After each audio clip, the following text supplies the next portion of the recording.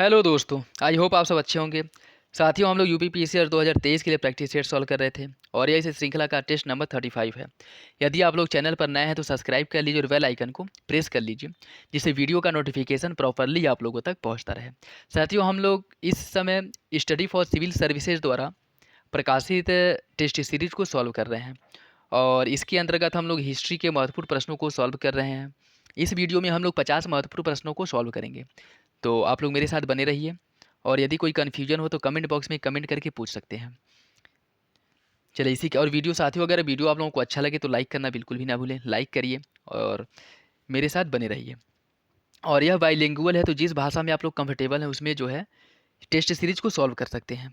चलिए इसी के साथ वीडियो की शुरुआत करते हैं। निम्नलिखित में से कौन सा विकल्प सही सुमेलित नहीं है?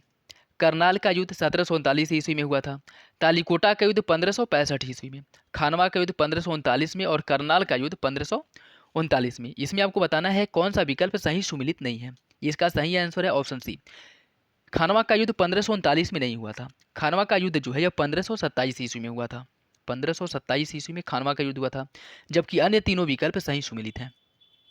नेक्स्ट देखिए, इसमें आपको सही सुमेलित निम्नलिखित में से कौन सा विकल्प सही सुमेलित है उसका चयन करना है। ठीक है, देखिए बनवाली राजस्थान का हनुमानगढ़ जिला। बनवाली जो है यह क्षेत्र है राजस्थान के हनुमानगढ़ जिले में। कालीबंगा हरियाणा का फतेहाबाद जिला। कोटद्दजी सिंध प्रांत का खैरपुर स्थान और लोथल गुजरात का काठियावाड़ा जिला। इसमें आपको बताना है कौन सही सुमेलित है। इसका सही आंसर हो जाएगा ऑप्शन सी। कोटद्दजी जो है यह सिंध प्रांत के खैरपुर स्थान पर स्थित है, जबकि अन्य तीनों विकल्प गलत है। बनवाली की अगर बात करें तो यह हरियाणा के फतेहाबाद जिले में स्थित है। कालीबंगा राजस्थान के हनुमानगढ़ जिले में। लोथल गुजरात के अहमदाबाद जिले में स्थित है। ठीक है, तो इंपॉर्टेंट है, याद रखिएगा। नेक्स्ट देखिए, यह निम्नलिखित को आपको सही सुमेलित करना है। इसमें जो है एक तरफ वंश दिया गया है, राज्य दिया गया और दूसरी तरफ उसके शासक दिए गए हैं, तो उससे जो है आपको सुमेलित करना है। ठीक है, एक तरफ वंश दिया गया है, एक तरफ संस्थापक, इससे आपको सुमेलित करना है। होयसल वंश की स्थापना किसके द्वारा की गई थी? होयसल वंश की स्थापना नृपकाम द्वितीय ने किया था। चालुक्य वंश की स्थापना किसने की थी? तैलप द्वितीय ने। और चालुक्य वेगी वंश की स्थापना विष्णुवर्धन ने की थी। और यादव वंश की स्थापना भिल्लभ फिफ्थ ने की थी। तो यह जो है चारों सही सुमेलित है। इसका सही आंसर हो जाएगा ऑप्शन सी। निम्नलिखित में से कौन सा मंदिर शाक्त धर्म से संबंधित नहीं है? किस मंदिर का संबंध शाक्त धर्म से नहीं है? वैष्णो देवी का मंदिर, विंध्यवासिनी देवी का मंदिर, कामाख्या मंदिर या विरूपाक्ष मंदिर? बताइए इसका सही आंसर क्या होगा। इसका सही आंसर साथियों ऑप्शन डी, विरूपाक्ष मंदिर जो है इसका संबंध शाक्त धर्म से नहीं है, जबकि अन्य तीनों मंदिरों का संबंध शाक्त धर्म से है। ठीक है, शाक्त धर्म से संबंधित प्रमुख मंदिरों की बात करें तो इसमें वैष्णो देवी है, विंध्यवासिनी मंदिर, कामाख्या मंदिर, इन तीनों का संबंध है, जबकि विरूपाक्ष मंदिर का संबंध नहीं है। नेक्स्ट देखिए, निम्नलिखित में से गलत विकल्प का आपको चयन करना है। शामली उत्तर प्रदेश का सबसे पश्चिमी जिला है। सहारनपुर उत्तर प्रदेश का सबसे उत्तरी जिला है। बलिया उत्तर प्रदेश का सबसे पूर्वी जिला है और सोनभद्र उत्तर प्रदेश का सबसे पूर्वी जिला है। इसमें आपको बताना है कौन सा विकल्प गलत है। इसका सही आंसर है ऑप्शन डी, जिसमें कहा गया है कि सोनभद्र उत्तर प्रदेश का सबसे पूर्वी जिला है। यह गलत है, क्योंकि उत्तर प्रदेश का सबसे पूर्वी जिला बलिया है। ठीक है, तो याद रखिएगा। और जहाँ तक रही बात सोनभद्र की, तो सोनभद्र जो है वह उत्तर प्रदेश का सबसे दक्षिणी जिला है। सोनभद्र जो है उत्तर प्रदेश का सबसे जो ये दक्षिणी जिला है वह सोनभद्र है। पुस्तक ललित विग्रहराज की रचना किसके द्वारा की गई थी? इसके लेखक कौन है यह आपको बताना है। इसका सही आंसर साथियों ऑप्शन डी, सोमदेव जो है इनके द्वारा ललित विग्रहराज की रचना की गई थी। नेक्स्ट, निम्नलिखित में से कौन सा कथन गलत है? मुर्शिद कुली खां मुगल सम्राट द्वारा स्वतंत्र रूप से नियुक्त बंगाल का अंतिम गवर्नर था। 1739 ईस्वी में सुजाउद्दीन का पुत्र सरफराज खां बंगाल का नवाब बना। 1740 ईस्वी में गिरिया के युद्ध में सरफराज खां पराजित हुआ और मारा गया। इसमें आपको गलत विकल्प का चयन करना है। इसका सही आंसर हो जाएगा ऑप्शन ए, इनमें से कोई नहीं। मतलब इस तीनों विकल्प जो है सही है। ठीक है, तो याद रखिएगा, इंपॉर्टेंट है। दिए गए विकल्पों में से कौन सी घटना लॉर्ड कैनिंग के समय से संबंधित है? कौन सी घटना लॉर्ड कैनिंग के शासनकाल में हुई थी वो आपको बताना है। यूरोपीय सेना द्वारा श्वेत विद्रोह, वहाबी आंदोलन। बताइए इसका सही आंसर क्या है? इसका सही आंसर साथियों ऑप्शन ए, यूरोपीय सेना द्वारा जो श्वेत विद्रोह किया गया था वह लॉर्ड कैनिंग के शासनकाल में हुआ था। ठीक है, जबकि दूसरा विकल्प गलत है। वहाबी आंदोलन जो है वह एल्गिन प्रथम के शासनकाल में हुआ था, न कि कैनिंग के शासनकाल में। ठीक है, अगर कैनिंग के शासन से संबंधित कुछ महत्वपूर्ण घटनाओं को देखा जाए तो 1858 के भारत सरकार अधिनियम द्वारा कंपनी के शासन की समाप्ति और शासन का प्रत्यक्ष नियंत्रण ब्रिटिश राज के अंतर्गत कर दिया गया था। और यूरोपीय सेना द्वारा श्वेत विद्रोह 1859 आपका जो हुआ था वह कैनिंग के शासनकाल में हुआ था। और भारत परिषद अधिनियम 1861 भी कैनिंग के शासनकाल में ही पारित किया गया था। ठीक है, तो भारत परिषद अधिनियम 1861 और यूरोपीय सेना द्वारा श्वेत विद्रोह 1859 यह कैनिंग के शासनकाल में हुआ था, जबकि वहाबी आंदोलन एल्गिन फर्स्ट के शासनकाल में हुआ था, न कि कैनिंग के शासनकाल में। तो किसी भी कंडीशन पे आपको कंफ्यूज नहीं होना है, और मेरा मकसद ये है कि जो भी क्वेश्चन सॉल्व कराए जा रहे हैं वो आपके उससे रिलेटेड सारे डाउट क्लियर हो जाए। ठीक है, तो मेरे साथ बने रहिए, और जो है कि लाइक करना, वीडियो को लाइक करते रहिए। अगर लाइक नहीं करते हैं तो हम लोगों को जो है थोड़ा अच्छा नहीं लगता है कि इतना मेहनत करने के बाद भी आप लोग लाइक नहीं कर रहे हैं, तो लाइक करते रहिए। नेक्स्ट देखिए, अरविपुरम अरवि अरविपुरम आंदोलन का नेतृत्व श्री नारायण गुरु ने किया था। आत्मसम्मान आंदोलन के प्रमुख नेतृत्वकर्ता ईवी रामास्वामी नायकर तथा पेरियार थे। श्री नारायण धर्म परिपालम योगम की स्थापना 1907-8 में की गई थी। इसमें आपको पूछ रहा है कि कौन सा कथन गलत है, वो आपको बताना है। इसका जो सही आंसर है साथियों वो हो जाएगा ऑप्शन सी, तीसरा गलत है। देखिए, श्री नारायण धर्म परिपालन योगम की स्थापना 1902 और 1903 ईस्वी में हुई थी, जबकि इसमें क्या कह रहा है 1907 और 8 ईस्वी में, यह गलत है। इसकी स्थापना 1902 और 3 में हुआ था। ठीक है, अन्य जो विकल्प दिए गए हैं वह सही हैं। आधुनिक भारत में शिक्षा के विकास से संबंधित निम्नलिखित में से कौन सा कथन सही नहीं है? डेक्कन एजुकेशन सोसाइटी की स्थापना 1880 में मूलतः न्यू इंग्लिश स्कूल के प्रारंभ के साथ पुणे में की गई थी। डॉक्टर डी के कर्वे के प्रयत्नों से कलकत्ता में प्रथम महिला विश्वविद्यालय की स्थापना की गई थी। भारत में आधुनिक शिक्षा प्रणाली की नींव 1835 ईस्वी में मैकाले के स्मरण पत्र से रखी गई थी। आपको बताना है कि इसमें से कौन सा कथन सही नहीं है। इसका जो सही आंसर है साथियों वो हो जाएगा ऑप्शन बी। ऑप्शन बी जो है वह गलत है। ठीक है, देखिए, डेक्कन एजुकेशन सोसाइटी की स्थापना 1880 में, यह मूलतः न्यू इंग्लिश स्कूल के प्रारंभ होने के साथ ही इसकी स्थापना पुणे में की गई थी। और डी.के. कर्वे के प्रयत्नों से बम्बई में पहले महिला विश्वविद्यालय की स्थापना की गई थी, न कि कलकत्ता में। यह मुंबई है, ठीक है, कलकत्ता नहीं है। अन्य विकल्प सही है। नेक्स्ट देखिए, यह समाचार पत्र दिया गया है और यह प्रकाशन स्थान दिया गया है। इसमें आपको बताना है कौन सही सुमिलित नहीं है। तलवार का प्रकाशन बर्लिन से होता था। इंडियन सोशियोलॉजिस्ट का प्रकाशन लंदन से, वंदे मातरम का प्रकाशन जर्मनी से, और फ्री हिंदुस्तान का प्रकाशन वैंकूवर से। इसमें कौन सही सुमिलित नहीं है वो आपको बताना है। इसका सही आंसर है ऑप्शन सी, वंदे मातरम का प्रकाशन जो है वह पेरिस से होता था, न कि जर्मनी से। तो इसका सही आंसर हो जाएगा ऑप्शन सी। ठीक है, नेक्स्ट देखिए, बजट 2022-23 से संबंधित निम्नलिखित में से कौन सा कथन सही नहीं है? 2022-23 में अनुमानित कुल बजट 39.5 लाख करोड़ रुपए है। वित्त वर्ष 2022-23 में सकल कर प्राप्ति जीडीपी का 10.7% है। इसमें बताना है कौन सा कथन सही नहीं है। इसका जो सही आंसर है साथियों वो हो जाएगा ऑप्शन डी। मतलब दोनों कथन जो है वह सही है।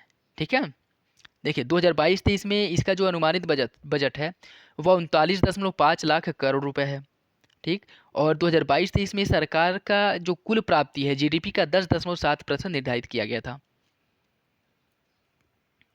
नेक्स्ट देखिए, केंद्रीय बजट 2022-23 के अनुसार भारत की केंद्र सरकार को निम्नलिखित में से किस स्रोत से अधिकतम राशि प्राप्त हुई है? माल एवं सेवा कर, उधार एवं अन्य देयताएं, निगम कर या आयकर। इसका जो सही आंसर है वो हो जाएगा साथियों ऑप्शन बी, उधार एवं अन्य देयताओं से।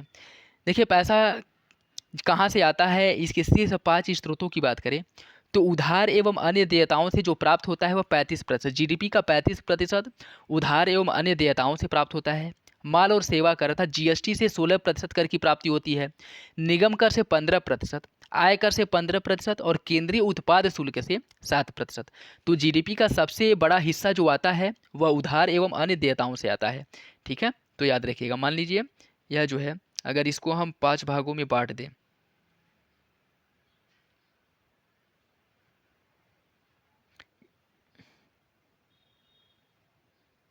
इसको अगर हम 5 भागों में बांट दें तो उधार एवं अन्य देयताओं से प्राप्त होता है 35%। 35%। जीएसटी से प्राप्त होता है 16%। ठीक है, निगम कर से प्राप्त होता है 15%। और केंद्रीय उत्पाद शुल्क से या आयकर से प्राप्त होता है कितना? 15%। ठीक है, तो ये उधार एवं अन्य देयताएं हो गए, यह जीएसटी हो गया, यह निगम कर हो गया, और यह हो गया आपका आयकर। नेक्स्ट देखिए, निम्नलिखित में से किस कंपनी की स्थापना 1956 में की गई थी? Shipping corporation of India limited की, नेवेली लिंगनाइट कॉरपोरेशन लिमिटेड की, राष्ट्रीय इस्पात निगम लिमिटेड की, या रूरल इलेक्ट्रिफिकेशन कॉरपोरेशन लिमिटेड की? किसकी स्थापना 1955 में की गई थी, आपको बताना है। इसका सही आंसर है option B, Neyveli lignite corporation limited की स्थापना 1956 में की गई थी। जबकि अन्य की बात करें, shipping corporation of India limited की स्थापना की गई थी 1961 में। इसकी स्थापना 1961 में की गई थी। और नेवली लिंगनाइट कॉरपोरेशन लिमिटेड की स्थापना 1956 में की गई थी।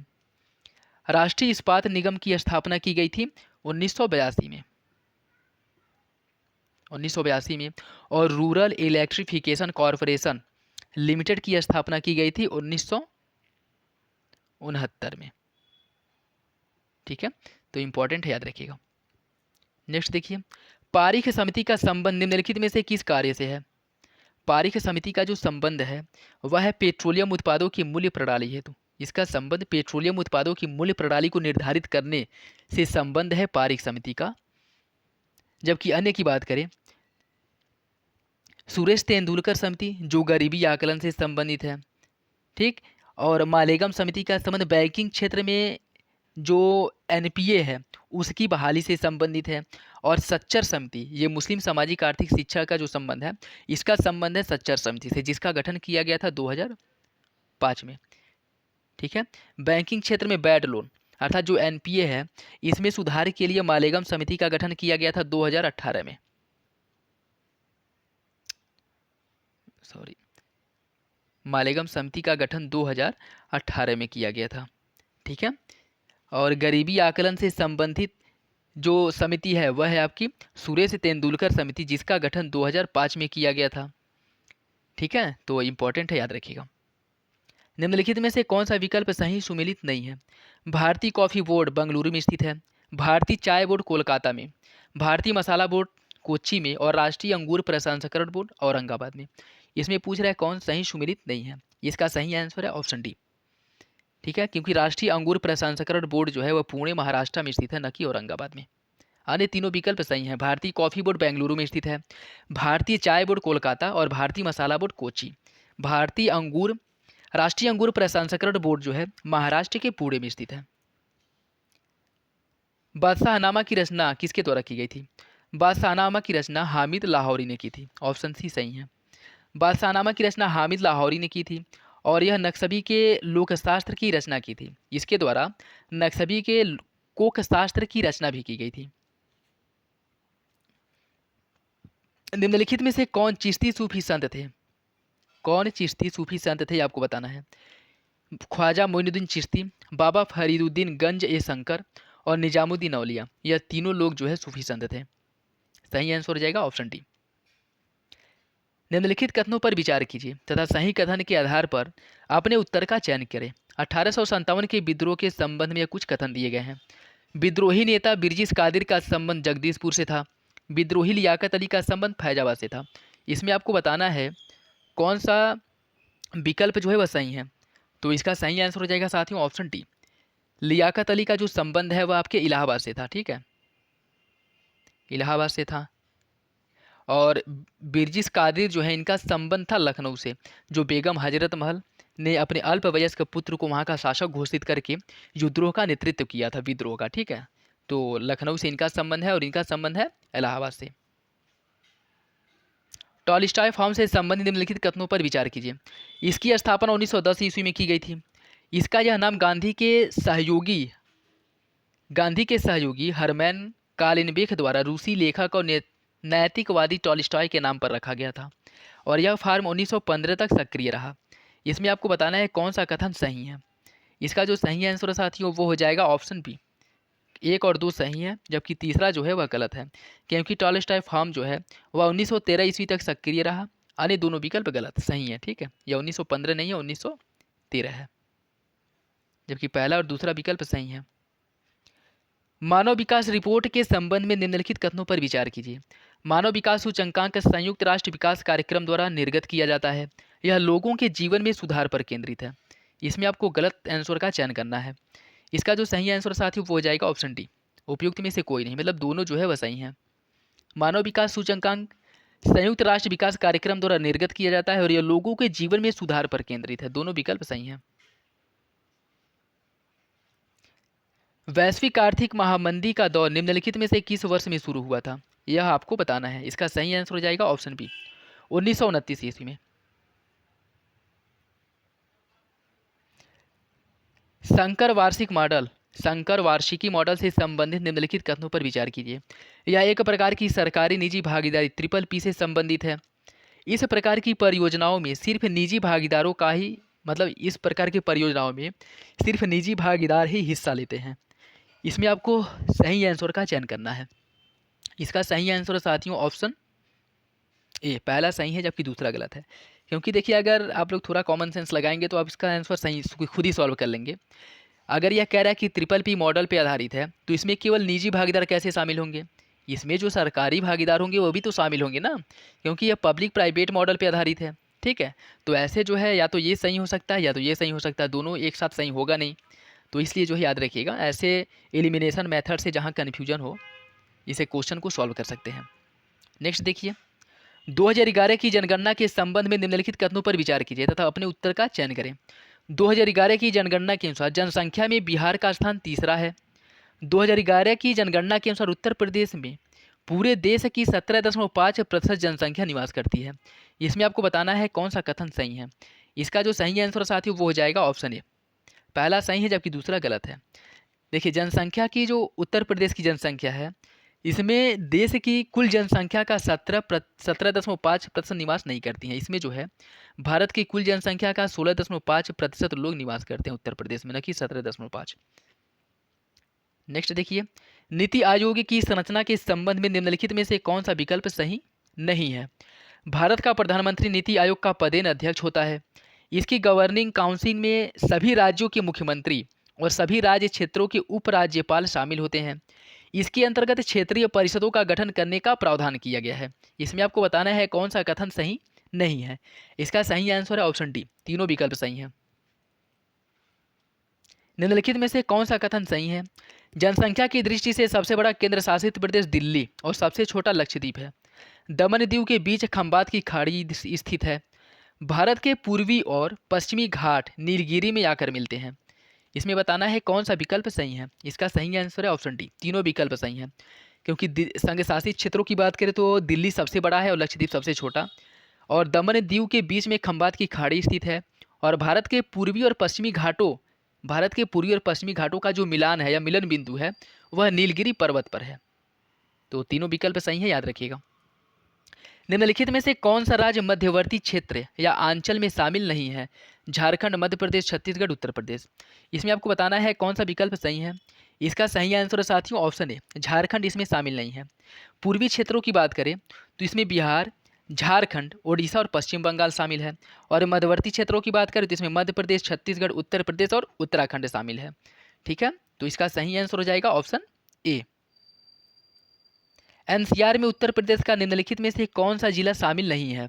हापुड़, गाजियाबाद, गौतम बुद्ध नगर या उपयुक्त में से सभी। इसका जो सही आंसर साथियों वो हो जाएगा ऑप्शन डी, उपयुक्त में से सभी। देखिए दिल्ली एनसीआर में शामिल उत्तर प्रदेश के जिलों में मेरठ, गाजियाबाद, गौतम बुद्ध नगर, बुलंदशहर, हापुड़, बागपत, मुजफ्फरपुर, शामली, यह जो है इसमें शामिल है। ठीक है, तो अगर कभी यह पूछ ले कि उत्तर प्रदेश के कितने जिले शामिल हैं तो यह भी याद रखिएगा, इंपॉर्टेंट है। ठीक है, इसमें जो है अगर बात करें तो वर्तमान समय में उत्तर प्रदेश के टोटल 8 जिले शामिल हैं। ठीक है, याद रखिएगा। नेक्स्ट देखिए, यह दर्रा दिया है और यह मार्ग दिया है। कौन सा दर्रा कहाँ से होकर के गुजरता है ये आपको बताना है। बारालाचला दर्रा लेह मनाली मार्ग। शिपकीला दर्रा जो है वह शिमला ही तिब्बत मार्ग से होकर के गुजरता है। नीति दर्रा जो है भारत और चीन मार्ग से। मुलिंगला दर्रा मणिपुर और म्यांमार से। इसमें आपको बताना है कौन सही सुमेलित नहीं है। इसका जो सही आंसर साथी वो हो जाएगा ऑप्शन डी। मुलिंगला दर्रा जो है यह म्यांमार मणिपुर म्यांमार के बीच में नहीं स्थित है, जबकि बारालाचला लेह मनाली मार्ग से होकर के गुजरता है। शिवकीला दर्रा शिमला और तिब्बत मार्ग से। नीति दर्रा भारत और चीन मार्ग से। ठीक है, अगर बात किया जाए मुलिंगला दर्रे की, तो मुलिंगला दर्रा जो कि उत्तराखंड में स्थित है, इस दर्रे से होकर के भारत और चीन का रास्ता गुजरता है, ठीक है, न कि मणिपुर और म्यांमार का। नेक्स्ट देखिए, पांग साउ दर्रा निम्नलिखित में से किस हिमालय प्रदेश में स्थित है। पांग साउ दर्रा जो है यह उत्तर पूर्वी हिमालय में स्थित है, ऑप्शन ए सही है। नेक्स्ट देखिए, निम्नलिखित में से कौन सा विकल्प सही सुमेलित नहीं है। अराकू घाटी, यह घाटी गलीकोंडा, रक्ताकोंडा, सुकरीमेंटा एवं चित्तामोगोडी नामक पहाड़ियों से घिरा है। कंबम घाटी, थेक्काड़ी, वरुसनादु और कोडाई कनाल पहाड़ियों से घिरा है। न्योरा घाटी दार्जिलिंग के कालिम्पोंग में स्थित है। और कांगड़ा घाटी प्रमुख डलहौजी और खज्जियार पर्यटन स्थल यहीं पर स्थित है। तो इसमें आपको बताना है कौन सही सुमेलित नहीं है। इसका सही आंसर है ऑप्शन डी। ठीक है, क्योंकि कांगड़ा घाटी जो है यह प्रमुख सांस्कृतिक एवं पर्यटन स्थल है जो धर्मशाला में स्थित, धर्मशाला अर्थात हिमाचल प्रदेश में स्थित है। महानदी से संबंधित निम्नलिखित कथनों पर विचार कीजिए। इसका उद्गम झारखंड के धमतरी जिले में सिहावा पहाड़ी के पास से होता है। यह नदी उड़ीसा में बहती हुई पारादीप के पास बंगाल की खाड़ी में गिरती है। इसको आपको बताना है कौन सा कथन सही नहीं है। इसका जो सही आंसर वो हो जाएगा ऑप्शन ए। पहला गलत है जबकि दूसरा सही है। महानदी का जो उद्गम है वह छत्तीसगढ़ के धमतर जिले के सिहावा पहाड़ी से होता है। ठीक है, छत्तीसगढ़ में। और ये क्या कह रहा है, यह झारखंड के धमतरी जिले के सिहावा पहाड़ी से, जबकि गलत है, यह झारखंड नहीं छत्तीसगढ़ से। ठीक है, निम्नलिखित में से कौन सा विकल्प सही सुमेलित नहीं है। जलप्रपात और उससे संबंधित नदियां दी गई हैं। चूलिया जलप्रपात चंबल नदी पर स्थित है। चचाई जलप्रपात बीहड़ नदी पर। कुचिकल जलप्रपात रारू नदी पर। और साडनी जलप्रपात शंख नदी पर। इसमें आपको बताना है कौन सा विकल्प सही सुमेलित नहीं है। इसका सही आंसर साथियों ऑप्शन सी। कुचिकल जलप्रपात रारू नदी पर स्थित नहीं है, यह वराही नदी पर स्थित है। कुचिकल जलप्रपात जो है वह वराही नदी पर स्थित है। ठीक है, अन्य तीनों विकल्प सही हैं। मानसून संबंधी अनुसंधान कार्य में लगे भारत के प्रमुख संस्थानों पर विचार कीजिए। भारतीय उष्णकटिबंधीय मौसम विज्ञान संस्थान पुणे में स्थित है। भारतीय प्रौद्योगिकी संस्थान खड़गपुर में स्थित है। अंतरिक्ष अनुप्रयोग केंद्र दिल्ली में स्थित है। इसमें बताना आपको कौन सा विकल्प सही नहीं है। इसका सही आंसर है ऑप्शन सी। तीसरा सही नहीं है जबकि अन्य दोनों विकल्प सही हैं। देखिए, भारतीय उष्णकटिबंधीय मौसम विज्ञान संस्थान पुणे महाराष्ट्र में स्थित है। भारतीय प्रौद्योगिकी संस्थान खड़गपुर में स्थित है। और अंतरिक्ष अनुप्रयोग केंद्र अहमदाबाद में स्थित है, न कि दिल्ली में। नेक्स्ट देखिए, मृदा गठन के वर्ग एवं व्यास के संदर्भ में निम्नलिखित में से कौन सा विकल्प सही सुमेलित नहीं है। यह कण का नाम है और यह व्यास है। बालू का जो व्यास है वह 0 से लेकर के 1 मिमी होता है। गाद का व्यास है 0.05 2 से लेकर के 0.002 मिमी होता है। मृतिका का व्यास 0.002 मिमी से कम होता है। तो इसमें आपको बताना है कौन सही सुमेलित नहीं है। इसका सही आंसर है ऑप्शन डी। तीनों सही सुमेलित हैं। नेक्स्ट देखिए, शवाना वनस्पति से संबंधित निम्नलिखित कथनों पर विचार कीजिए। सामान्यतः 60 सेंटीमीटर से कम वार्षिक वर्षा वाले क्षेत्रों में यह वनस्पति पाई जाती है। महाराष्ट्र, आंध्र प्रदेश, मध्य प्रदेश और कर्नाटक राज्यों के कुछ भागों में इस प्रकार की यह वनस्पतियां पाई जाती हैं। उर्वरता की दृष्टि से यह क्षेत्र अधिक समृद्ध होता है। इसमें आपको बताना है कौन सा कथन गलत है। इसका सही आंसर हो जाएगा साथियों ऑप्शन ए। तीसरा गलत है जबकि अन्य दोनों विकल्प सही हैं। 60 सेंटीमीटर से कम वार्षिक वर्षा वाले क्षेत्रों में इस प्रकार की वनस्पतियां पाई जाती हैं। छोटे वृक्ष और घास इस प्रकार की वनस्पतियों की प्रमुख विशेषता है। और रही बात उर्वरता की, तो उर्वरता की दृष्टि से यह क्षेत्र कम समृद्ध होता है और भारत में आमतौर पर इसे बंजर प्रदेश के तौर पर जाना जाता है। तो ऑप्शन 3 जो है वह गलत है। नेक्स्ट देखिए, इंदिरा गांधी नहर परियोजना से संबंधित निम्नलिखित कथनों पर विचार कीजिए। इंदिरा गांधी नहर देश की दूसरी सबसे लंबी नहर है, जिसकी लंबाई जो है 649 किलोमीटर है। इसकी नींव 30 मार्च 1559 को तत्कालीन गृह मंत्री गोविंद बल्लभ पंत द्वारा रखी गई थी। यह राजस्थान के शुष्क एवं अर्ध शुष्क क्षेत्रों को सिंचाई सुविधा उपलब्ध कराती है। इसमें आपको गलत आंसर का चयन करना है, गलत विकल्प का। इसका सही आंसर हो जाएगा साथियों ऑप्शन बी। पहला दूसरा गलत है। देखिए, इंदिरा गांधी नहर देश की सबसे लंबी नहर है, ना कि दूसरी सबसे लंबी नहर, और इसकी लंबाई जो है 649 किलोमीटर है। इसकी लंबाई 649 किलोमीटर है और इसकी नींव 30 मार्च 1958 को तत्कालीन गृह मंत्री गोविंद बल्लभ पंत द्वारा रखी गई थी। यह 1959 नहीं है, 1958 है। ठीक है, जबकि तीसरा विकल्प जो है यह सही है। साथियों, वीडियो अगर आप लोगों को अच्छा लगे तो लाइक करना बिल्कुल भी ना भूलें। लाइक करिए। अपनी तरफ से पूरी कोशिश किया जा रहा है कि आप लोगों को अच्छे से अच्छे कंटेंट के साथ वीडियो प्रोवाइड कराया जाए। तो आप लोग इतना तो कर ही सकते हैं कि अगर वीडियो अच्छा लग रहा है तो लाइक कर दें। निम्नलिखित में से कौन सा विकल्प सही सुमेलित नहीं है? यह प्रदेश दिया है और उसे संबंधित जनजातियाँ दी गई हैं। सुगाली जनजाति आंध्र प्रदेश की जनजाति है। मुड़िया जनजाति राजस्थान में निवास करती है। रियांग जनजाति त्रिपुरा में और कुकी जनजाति मणिपुर में। आपको बताना है कौन सा विकल्प सही सुमेलित नहीं है। इसका सही आंसर है ऑप्शन बी। मुड़िया जनजाति जो है छत्तीसगढ़ की प्रमुख जनजाति है, न कि राजस्थान की। ठीक है, तो याद रखिएगा, यह जनजाति जो है छत्तीसगढ़ की प्रमुख जनजाति है। अन्य विकल्प सही हैं, सुगाली आंध्र प्रदेश की, रियांग त्रिपुरा की और कुकी मणिपुर की। भारत के प्रमुख ज्वालामुखी से संबंधित कौन सा विकल्प सही सुमेलित नहीं है? बैरन द्वीप अंडमान द्वीप पर स्थित है। नरकुंडम अंडमान द्वीप पर। दक्कन ट्रैप जो है महाराष्ट्र में स्थित है और धीसी पहाड़ी गुजरात में। इसमें आपको गलत विकल्प का चयन करना है। इसका सही आंसर हो जाएगा ऑप्शन डी, क्योंकि धोसी पहाड़ी जो है यह हरियाणा और उत्तरी राजस्थान की सीमा पर स्थित है, न कि गुजरात में। अन्य बैरन द्वीप अंडमान में, बैरन और नरकुंडम द्वीप अंडमान में और दक्कन ट्रैप महाराष्ट्र में है, जबकि धोसी पहाड़ी हरियाणा और राजस्थान की सीमा पर स्थित है। सुनामी चेतावनी प्रणाली से संबंधित निम्नलिखित कथनों पर विचार कीजिए। प्रशांत महासागरीय तटीय देशों को सुनामी से सुरक्षा प्रदान करने के लिए 1999 में इसकी स्थापना की गई थी। सुनामी चेतावनी प्रणाली केंद्रों को अलास्का, हवाई द्वीप तथा जापान में स्थापित किया गया है। इसमें गलत विकल्प का चयन करना है। इसका सही आंसर है ऑप्शन ए। पहला गलत है जबकि दूसरा सही है। देखिए, सुनामी प्रशांत महासागरीय तटीय देशों को सुनामी से सुरक्षा के लिए 1998 में इसकी स्थापना की गई थी, न कि 1999 में। ये छोटी छोटी गलतियां जो हैं क्वेश्चन को गलत कर देंगी। ठीक है, तो याद रखिएगा, इसकी स्थापना 1998 में की गई थी, न कि 1999 में। इसे आप तभी जो है सही कर सकते हैं जब प्रैक्टिस सेट को बार बार सॉल्व करेंगे, तो इससे जो है ये छोटी छोटी जो गलतियां होती है ना, वह गलतियां होना बंद हो जाएंगी और एग्ज़ाम में आप लोग बहुत ही अच्छा फील करेंगे। और वहाँ पे आप लोगों को ये फील होगा कि आप लोगों ने इतना ज़्यादा प्रैक्टिस सेट सॉल्व कर लिया है कि क्वेश्चन सॉल्व करने में वहाँ आपको कोई परेशानी, कठिनाइयाँ नहीं होगी। ठीक है, नेक्स्ट देखिए, यह राज्य शिल्प कला की दृष्टि से काफ़ी उन्नत है। यहाँ प्रचलित शिल्पों में बदरी शिल्प, बंजारा सुई शिल्प, डोकरा धातु शिल्प आदि प्रमुख है तथा वटुकम्मा यहाँ मनाए जाने वाला फूलों का अद्वितीय त्यौहार है। यह किस राज्य की विशेषता का वर्णन कर रहा है? इसका सही आंसर है ऑप्शन बी, तेलंगाना। संयुक्त राष्ट्र पर्यावरण कार्यक्रम तथा यूनेस्को से संबंधित निम्नलिखित कथनों पर विचार कीजिए। संयुक्त राष्ट्र पर्यावरण कार्यक्रम तथा यूनेस्को ने संयुक्त रूप से सर्वप्रथम 1975 में एक अंतर्राष्ट्रीय पर्यावरण अध्ययन कार्यक्रम का प्रारंभ किया था। इसके उद्देश्य 1975 के बेलग्रेड चार्टर के रूप में सामने आया था। इसमें आपको गलत विकल्प का चयन करना है। इसका सही आंसर साथियों ऑप्शन डी, दोनों कथन सही है।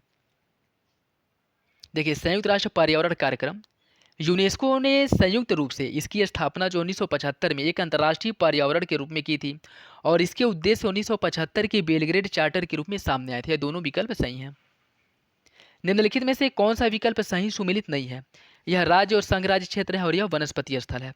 आंध्र प्रदेश में खंबात की खाड़ी, गुजरात में कच्छ की खाड़ी, महाराष्ट्र में अचरा रत्नागिरी और तमिलनाडु में मुथुपेटी। तो इसमें आपको बताना है कौन सा विकल्प जो है सही सुमेलित नहीं है। इसका सही आंसर हो जाएगा साथियों ऑप्शन ए। ऑप्शन ए गलत है, क्योंकि आंध्र प्रदेश में खंबात की खाड़ी नहीं है, ये गुजरात के तट पे है। ठीक है, जबकि अन्य तीनों विकल्प, गुजरात में कच्छ की खाड़ी, महाराष्ट्र में आचरा रत्नागिरी और तमिलनाडु में मुथुपेट, यह तीनों सही हैं। नेक्स्ट देखिए, उत्तर प्रदेश वन सर्वेक्षण रिपोर्ट 2021 के अनुसार निम्नलिखित में से कौन सा कथन सही नहीं है? सबसे अधिक बनावट सोनभद्र में है, बनावट में सबसे अधिक वृद्धि सहारनपुर में हुआ था, और बनावट में सबसे अधिक कमी ललितपुर में हुआ था। सबसे अधिक अति सघन वन खीरी लखीमपुर में है। तो आपको बताना है कौन सा विकल्प या कौन सा कथन गलत है। इसका जो सही आंसर साथियों वो हो जाएगा ऑप्शन सी, सबसे अधिक कमी ललितपुर में दर्ज नहीं की गई थी। देखिए, सबसे अधिक कमी जो है वह सोनभद्र में हुई थी, न कि ललितपुर में, जबकि यह विकल्प सही है। निम्नलिखित में से कौन सा कथन सही है? या आदतन कृषि आंकड़ों के अनुसार जो है क्वेश्चन पूछा गया है। जौ उत्पादन में उत्तर प्रदेश का दूसरा स्थान है, शहद उत्पादन में उत्तर प्रदेश का पहला स्थान है, और अमरूद के उत्पादन में उत्तर प्रदेश का पहला स्थान में है। इसमें आपको सही विकल्प का चयन करना है। इसका सही आंसर है ऑप्शन डी, तीनों विकल्प जो है सही है। जौ उत्पादन में उत्तर प्रदेश दूसरे स्थान पे है, शहद उत्पादन में पहले और अमरूद उत्पादन में पहले स्थान पे है। आदतन आंकड़ों के अनुसार शीर्ष 10 कृषि निर्यात उत्पादों में से निम्नलिखित में से दूसरे स्थान पर कौन है? समुद्री उत्पाद, मसाला, चावल बासमती के अलावा या भैंस का मांस। बताइए इसका सही आंसर क्या है? इसका जो सही आंसर वो हो जाएगा ऑप्शन सी, दूसरे स्थान पे चावल है बासमती के अलावा, मतलब बासमती चावल को छोड़ करके जो अन्य चावल है वह निर्यात के मामले में दूसरे स्थान पे है। कृषि उत्पादों के निर्यात के मामले में पहले स्थान पे समुद्री उत्पाद है, दूसरे स्थान पे है चावल बासमती के अलावा, तीसरे स्थान पर मसाले हैं, चौथे स्थान पर चीनी, और पांचवें स्थान पे है भैंस का मांस। नेक्स्ट देखिए, आदतन खनिज आंकड़ों के अनुसार बॉक्साइट के संबंध में निम्नलिखित कथनों पर विचार कीजिए। ओडिशा बॉक्साइट के उत्पादन में पहले स्थान पे है, गुजरात बॉक्साइट के उत्पादन में दूसरे स्थान पे, झारखंड बॉक्साइट के उत्पादन में तीसरे स्थान पे। इसमें आपको गलत विकल्प का चयन करना है। इसका सही आंसर है ऑप्शन डी, उपरोक्त में से कोई नहीं, अर्थात तीनों विकल्प जो है वह सही है। नेक्स्ट देखिए, आदतन ऊर्जा सांख्यिकी आंकड़ों के अनुसार निम्नलिखित में से कौन सा राज्य सौर विद्युत की स्थापित क्षमता के मामले में पहले स्थान पे है? इसका जो सही आंसर वो हो जाएगा ऑप्शन ए, राजस्थान जो है सौर विद्युत की स्थापित क्षमता के मामले में पहले स्थान पे है, दूसरे स्थान पे गुजरात है, तीसरे स्थान पे कर्नाटक, और चौथे स्थान पे आपका है तमिलनाडु। राजस्थान पहले स्थान पे है, गुजरात दूसरे स्थान पे है, और कर्नाटक जो है वह तीसरे स्थान पे है, तमिलनाडु चौथे स्थान पे है। निम्नलिखित में से कौन सा कथन सही है? आदतन ऊर्जा सांख्यिकी आंकड़ों के आधार पर कुल कोयले की स्थापित क्षमता में उत्तर प्रदेश दूसरे स्थान पे है, ताप विद्युत की स्थापित क्षमता के मामले में उत्तर प्रदेश पहले स्थान पे है। इसमें आपको सही विकल्प का चयन करना है। इसका जो सही आंसर वो हो जाएगा ऑप्शन ए, पहला सही है। कोयला जो है महाराष्ट्र, उत्तर प्रदेश, छत्तीसगढ़, कोयले की स्थापित क्षमता के मामले में महाराष्ट्र पहला स्थान पे है, उत्तर प्रदेश दूसरे और छत्तीसगढ़ तीसरे। और ताप विद्युत की बात करें तो इसमें भी महाराष्ट्र पहले स्थान पे है और उत्तर प्रदेश दूसरे और छत्तीसगढ़ तीसरे स्थान पे। मतलब कोयला आधारित और ताप विद्युत आधारित दोनों मामले में उत्तर प्रदेश दूसरे स्थान पे, महाराष्ट्र पहले और छत्तीसगढ़ तीसरे स्थान पे है। ठीक है, तो याद रखिएगा। और नेक्स्ट देखिए, यह आज का लास्ट क्वेश्चन है। इस वीडियो में 50 प्रश्नों को सॉल्व किया जाएगा, बाकी अन्य जो 50 प्रश्न हैं उन्हें अगली वीडियो में सॉल्व किया जाएगा। तो आप लोग अगर चैनल पर नए हैं तो सब्सक्राइब कर ले, जिससे वीडियो का नोटिफिकेशन प्रॉपरली आप लोगों तक पहुंचता रहे। और साथियों, लाइक करने में कोई भी कंजूसी ना करें। अगर वीडियो आपके लिए थोड़ी सी भी इम्पॉर्टेंट है, आपकी तैयारी में थोड़ी भी मदद कर रही हो, तो वीडियो को लाइक ज़रूर कर दें। अंतर्राष्ट्रीय अक्षय ऊर्जा एजेंसी से संबंधित निम्नलिखित कथनों पर विचार कीजिए। इसकी स्थापना 2011 में की गई थी और इसका मुख्यालय आबू धाबी में स्थित है। इसमें आपको गलत विकल्प का चयन करना है। इसका सही आंसर है ऑप्शन ए। देखिए, अंतर्राष्ट्रीय अक्षय ऊर्जा एजेंसी, इसकी स्थापना 2009 में की गई थी, न कि 2011 में। ठीक है, तो यह 2011 नहीं है, और इसका मुख्यालय आबू धाबी में है, यह सही है। तो इसका सही आंसर हो जाएगा ऑप्शन ए, पहला गलत है जबकि दूसरा सही है। ये था आज का लास्ट क्वेश्चन। आई होप आप लोगों को अच्छा लगा होगा। चलिए मिलते हैं अगली वीडियो में, तब तक के लिए धन्यवाद। लेकिन हाँ, अगर चैनल पर नए हैं तो सब्सक्राइब कर लीजिए और बेल आइकन को प्रेस कर लीजिए, और वीडियो को लाइक करना बिल्कुल भी ना भूलें। धन्यवाद।